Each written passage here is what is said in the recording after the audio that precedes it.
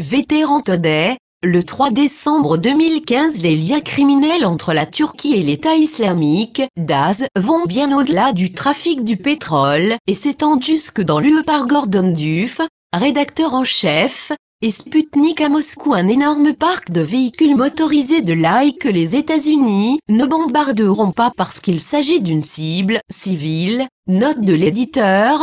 La couverture par Vétéran Today de la guerre en Syrie attire de plus en plus l'attention des médias russes.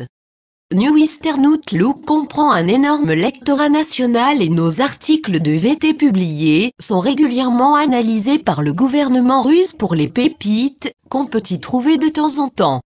Nous voyons se dessiner une logique dans la stratégie de la Russie envers la Turquie. Poutine et Lavrov n'ont pas voulu révéler tout ce qu'ils savent sur Erdogan et sa clique, mais ont choisi de le révéler petit à petit pour le maintenir sous les feux de l'actualité. Le briefing du ministre russe de la Défense ce mercredi s'est terminé sur la remarque selon laquelle il y aurait un autre briefing très important la semaine prochaine, qui abordera des thèmes comme les camps d'entraînement de l'AI en Turquie et davantage de nouvelles informations. La Turquie répond par du dénigrement habituel et a commencé à bloquer le trafic maritime russe sur le Bosphore, en dépit du fait que cela constitue une violation du traité maritime de la navigation internationale. Donc Erdogan continue à jouer son rôle de mauvais garçon international. Le Pentagone a plongé dans le marigot, avec lui en niant être au courant de quoi que ce soit sur le fait que la Turquie blanchisse les revenus du trafic de pétrole de l'AI. Donc l'équipe américaine semble être solidement impliquée dans le programme de financement de l'AI par l'intermédiaire de notre allié haut en couleur de l'OTAN.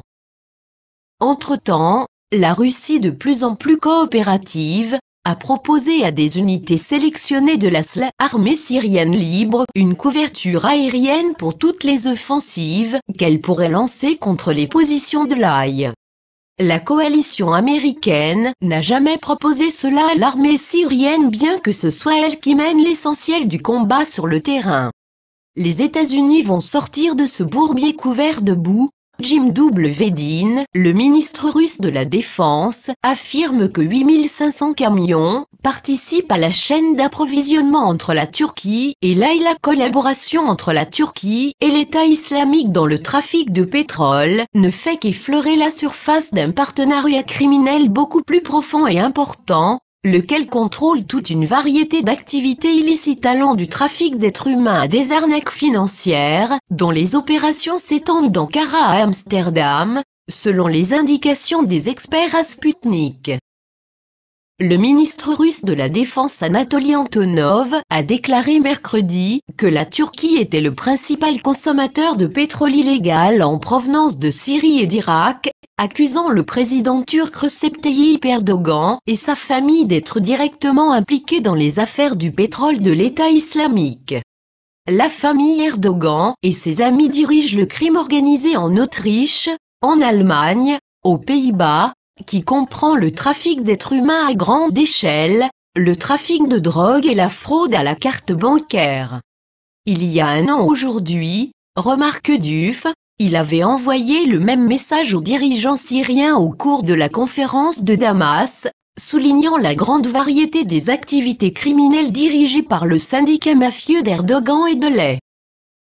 En ce qui concerne le trafic de pétrole illicite, a-t-il expliqué, l'AI collabore avec une société de transport routier et maritime que possède le fils d'Erdogan, Bilal, qui s'occupe d'acheminer le pétrole de Syrie et d'Irak vers la Turquie pour ensuite l'exporter. Maintenant il existe toute une série d'oléoducs qui traversent la Turquie, plus qu'il n'est officiellement admis, certains plus proches de la frontière irako-syrienne, qui n'apparaissent pas sur les tracés officiels, et mènent à la Méditerranée, pour ensuite acheminer le pétrole vers des lieux comme les États-Unis pour y être vendu, avait affirmé Duff. Lundi, le président russe Vladimir Poutine a annoncé que la Russie venait d'obtenir des preuves supplémentaires que du pétrole provenant de champs pétrolifères contrôlés par l'AI, qui est interdit en Russie, était acheminé vers la Turquie à une échelle industrielle. Elizabeth Gould et Paul Fitzgerald, auteurs de livres hautement appréciés sur la politique étrangère américaine, ont confirmé à Sputnik que les preuves de Moscou contre les dirigeants turcs et Erdogan étaient à la fois substantielles et convaincantes.